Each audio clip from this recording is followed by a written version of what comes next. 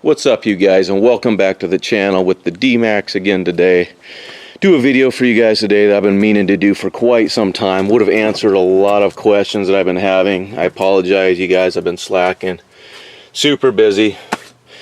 Anyway, I clean out my truck here. Just got home from work. If you guys been watching the videos and paying attention, you know I recently was going to review this product a little while ago. Use it exactly as directed. Just put the last little bit of it in the tank today. Most of the claims for this, I guess I cannot verify. I don't see some of the cold temperatures that you guys see in some of the parts of the region here. I never will, so I can't vouch for those claims. But that particular one right there, yeah, absolute false. I saw absolutely no increase whatsoever. Several tanks of this running through there. It's kind of interesting because this house stuff actually ranked one of the top 5 diesel fuel additives for 2019. And as far as I'm concerned, it's total bust. I won't buy it again. That's just me. So as far as I'm concerned, this is going right in the trash. I saw no personal benefits. Maybe there's stuff going on in there that I can't see as far as the cleaning additives and things like that, but yeah, that's where that's going. So anyway, guys, today's kind of an update video, like I said, of the D-Max. I've been getting a lot of questions about what's been done to the truck, the EGR, delete, all that kind of stuff. And when I created this channel for you guys, I really wanted to pride myself on doing how-to videos, showing you guys how stuff comes apart, how it goes together, reviewing some products, especially some of the higher-end expensive stuff, so you guys can see real world reviews before you spend your hard-earned money on stuff. So I'm kind of going to go over things. This is where I failed you guys miserably. Like I said, I tried to do the how-to videos. You know, we did the intake install video.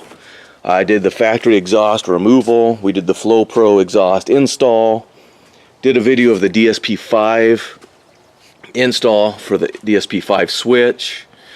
We did the hot side intercooler pipe, did an install and removal video of that. We've done the PCV reroute. Showed you guys a little bit about the fuel filter relocation. We also did the install video of the air dog.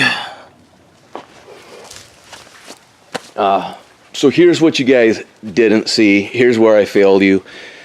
And mostly because I had this thing tore apart in the driveway here for several days, you guys. I tackled a lot all at once.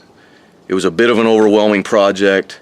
Some of it was extremely time consuming. I'm not even going to lie to you guys. If there's something you're thinking about tackling, be prepared. So if you haven't seen all the videos, I did unboxing videos of all the different components as they came from HSP, the MagnaFlow downpipe, the Sinister up pipe, all these different products. You know, if you're curious, you haven't seen those videos, go ahead and check them out before you spend your hard-earned money doing that stuff. But here's what you guys didn't see. You didn't see the full EGR removal. I started doing some footage of that, and yeah, it didn't go as planned. Like I said, there's guys out there like Truckmaster who've done some awesome videos of doing the EGR delete, all that kind of stuff. I'm not personally into disassembling things and doing things more than I have to, so I tackled it all at once. Did the EGR delete. I didn't want to put in a blocker plate on the up pipe because that creates potential issues and a time bomb there with that blowing out. So I went ahead and replaced the up pipe while I did the EGR delete. Since the down pipe has to come out to get to the EGR, I went ahead and replaced the down pipe. Since I was pulling the EGR and everything out, and you guys can't even see it in here or not, we went ahead and replaced the full Y bridge. It's buried down in there. It's right what this connects to. Super time consuming job. That one, it was a pain in the rear. Not gonna lie at all. There's so much of this componentry that's got to come off of here. That thing is buried down in there. You got fuel lines running over that. Not an impossible task. It is difficult. So that's where we're at this point with what's been done to the truck. So here we have all the factory components that were removed from the truck. Like I said, there's a lot going on here, and this was all done at once. Like I said, I had this thing tore apart for several days. fighting different components and getting in there. And I super apologize because I really wanted to do step by step, you know, how to pull out the EGR cooler, how to do the up pipe, how to get your down pipe out and all that. But this would have been an incredibly long video. I suppose I could have broken it down into several smaller videos, but I spent so much time wrenching on it all at once, like I said, versus doing an individual component at a time. I just didn't get the footage all done for you guys. So that's where I apologize. But what I did want to show you guys, now that we've got them out, is what we've got, why we do the deletes on these. I see a lot of guys asking questions in the forums. Oh, what's the big deal with the delete? I don't understand why everybody says delete, delete. What's the big deal with it? Well, there's several issues, several reasons we do the delete. If you've driven a factory stock diesel motor and you've driven a fully tuned and deleted motor, you would definitely get and understand why we do the delete. The benefits aren't just the power. Depending on what tunes you go with, what level of tuning you go with, you're going to see a significant increase in power. Personally, I'm seeing gains right now of 3 mpg on the road, 4 to 5 on highway empty, you know, depending on the conditions and situations out there. But most importantly, the longevity of your motor. You're running a much cleaner motor. You got to remember, these engines today are built to meet strict emission standards that these manufacturers are forced to adhere to at the sacrifice of power, economy, and longevity of your motor. And that's the biggest reasons for doing the deletes on these motors. So now I'll kind of walk you guys through exactly what we've got going on, exactly what you're looking at. I kind of have things laid out, sort of how they're installed in your truck, so you at least know what you're looking at if you're trying to pull this stuff out. So this is your EGR cooler. You've got there, the EGR pipe here would sit on here, kind of like so. And this is all been pulled apart for you guys to see. This is your factory up pipe. This is what bolts right to here. And this is what a lot of guys do. They got the blocker plate on here, and they'll leave it at that. I don't recommend doing it, guys. A lot of guys say, oh, I've done it, I don't have any problems. You're kind of creating a time bomb. For one, things don't line up real well here. And these bellows right here, this is deadheaded at this point. These tend to blow out, and it's going to start leaking at some point in time. Figured I was probably going to end up replacing it anyway, so why not do it when I had everything all apart at that time? So if you haven't seen it, we replaced it with the Sinister up pipe. Go ahead and check out that video. You know, these go to your manifold in the back of your turbo. Some of these are an absolute nightmare to get to. The last thing you want to do is twist one of those things off in the backside of your turbo or something. Then you're pulling the turbo. So yeah, that could be a potential nightmare. Like I said, in order to get that out, you got to pull the factory down pipe out. Why not replace it? This is a super restrictive piece right from the factory anyway. There's some videos out there online, you guys, if you've listened to the difference between mine that's been fully straight pipe now with the 3-inch MagnaFlow down pipe versus the factory down pipe. It's got an incredible hiss because the design of this, as you can see, you got your heat shield, which takes up a bunch of room in there. Look how flat this is. That's nothing but restriction coming directly out of your turbo versus the nice open 3-inch pipe from MagnaFlow that I installed. As you guys can see, I actually had to hack that thing out of there. I'm not even going into that. It was a bit of a struggle. It was no world where this was going back in my truck, so I had no problem doing what I had to do just to get it out of there. Definitely changes the tone of the exhaust big time. You hear nothing but a low rumble, an absolute turbo whistle coming from my exhaust now. There's several clips of that in some of the other videos that I've posted. If you guys haven't seen that yet, go ahead and check it out. In my mind, it does no good to replace your entire exhaust with straight pipe 4 or 5 inch, delete your cat, muffler, DPF, whatever, when you've got a piece of restriction before all of that anyway.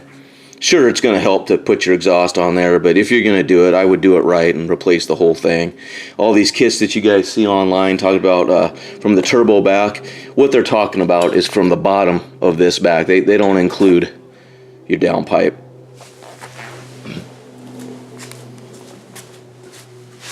You got your EGR, and of course, all that bolts right up here to your Y bridge, which sits in your truck like so.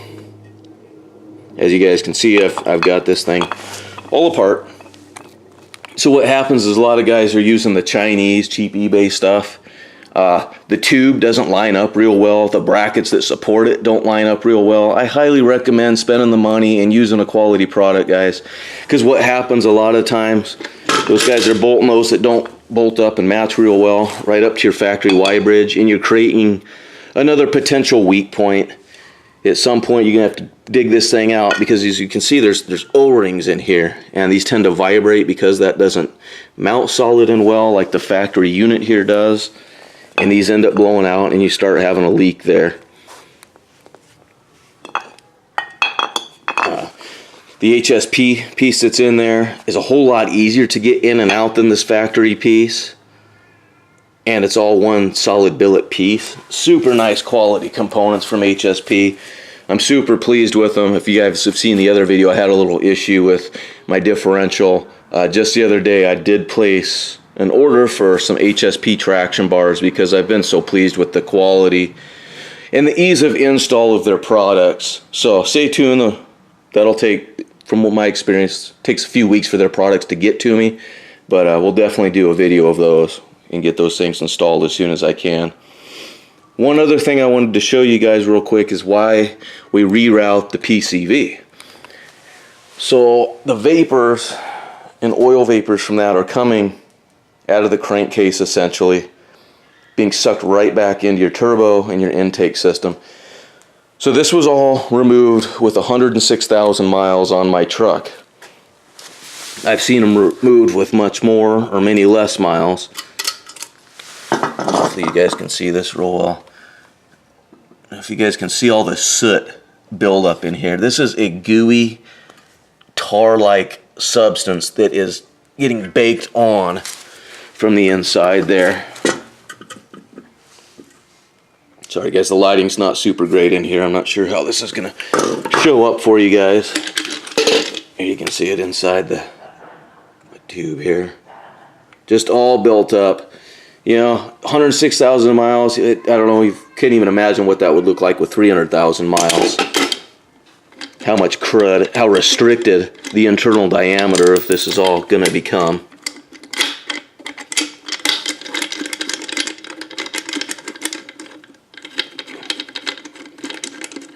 You can see when I did the PCV reroute, if you guys have seen that video, check it out. You can see exactly right when I pulled the upper boot off the turbo, I had oil puddled right up inside that boot even. So, yeah, it's pretty nasty. Here's the Y bridge. You guys can see it. You can see that real good.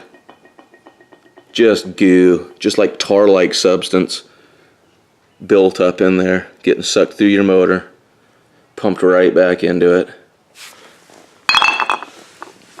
Here's the inside of the Y bridge.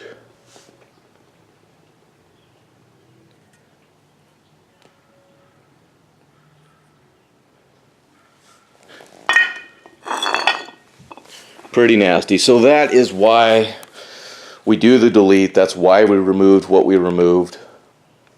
One other thing I didn't really walk you guys through because I figured it was kind of idiot proof, but I probably should have, was the actual tuning of the truck. I did the DSP5 switch install video. The tuning with the AutoCal is really quite simple, you guys. It comes with your cable, you install it into the bottom of the AutoCal. This then plugs right into your OBD2 port. Comes with instructions, everything. It literally walks you through it. You have an up and down select arrow, and you have an OK select button. Other than that, it does its thing. For about 15 minutes, the truck's tuned. So I apologize again for not doing a video of the actual tuning process. I figured it was kind of boring waiting for it to just download and process and do its thing, when it's really a matter of about a half a dozen little steps it walks you through. Select this, select that, click this, and it just does its thing. Installing that DSP5 switch was the most important part of the tuning process in my mind. So that's why I only did what I did there. So that's where we're at, guys. Like I said, I really apologize. I wanted to make this channel about how-to videos and really try and walk you guys through stuff. But I dug way too in-depth into this motor all at once to even be concerned about the camera. I was just trying to get all the work done. Like I said, it took me several days. Not being able to work on it solid amounts, bits and pieces here and there, and fighting certain components like the downpipe you saw hacked in half there to get out, and all that kind of stuff. The most difficult part of the entire delete process was the up pipe and that Y bridge. The Y bridge is extremely time consuming because, as you can see, it is absolutely buried under there. If you guys have any other questions or any issues like that, feel free to message me there and ask questions. I'll do the best to help you guys out and answer them. But now you guys know exactly what's been done to the truck. If you've been watching the unboxing videos, now you can actually see the components all installed. You've heard the truck run. It's an absolute beast. It's made a complete world of difference as far as the power, the feel of the truck. It feels like an entire different motor. I've heard guys talk about the different tuning, that they get better miles per gallon on the street tune, racing tunes versus the street tunes. Honest to God, guys, I've tried it so many different directions and tried to figure all that out. I see absolutely zero difference in miles per gallon from one tune to the other. It all seems to be right about the same. And that's driving pretty much the same route from week to week, you know, pretty much same driving style and pattern. Although, with it sounding the way it does and having the power it does now, I do find it difficult to keep my foot out of it, which doesn't help matters. Oh, one more thing I wanted to show you guys real quick on the Y bridge. You got 4 bolts that hold this Y bridge on. 2 in the bottom on each side. And then you got 2 slots on the top to get to. And then that piece will come out of there. Truckmaster does a great video of trying to get to those. My motor's an LMM. It's slightly different in a few ways. So this back bolt, you guys can see, sorry, it actually sits in there like that. Your slots are on the bottom. So basically once you get those out, it just lifts out. This back bolt right here, you can get out, you can get it loose, comes out about yay far and hits your turbo. So that created a bit of a nightmare to get this piece out. I actually had to, I found it easiest personally to loosen the turbo a bit, pry things out of the way, just to get a tad bit of clearance so I could get that bolt in and out. Not an issue with the new HSP piece, just the way things are designed. It allows you to get those in and out easier. But yeah, that was one of the more difficult parts about the Y bridge also. So anyway, hopefully you guys find this helpful. Like I said, I promise more videos to come. Got the HSP traction bars on the way, so that'll be a project that I tackle here pretty soon. One more thing I'm going to tackle. I got a chirp that's driving me absolutely nuts. I don't know if anything's wrong or if it's just the belt itself, but things are kind of driving me nuts. So we're actually going to replace the serpentine belt, both idler pulleys. I got the tensioner here as well. We're going to replace all that. I'll do an install video of that. Show you guys how we tackle that little project, because there's not a lot of room in there. It can be kind of tight. It looks worse than it is. Yeah. Oh, we've also got, I got a few more things I haven't got to yet either. If I can remember where I stuck them. That's right. Yeah, we'll tackle this little project when I find some time as well.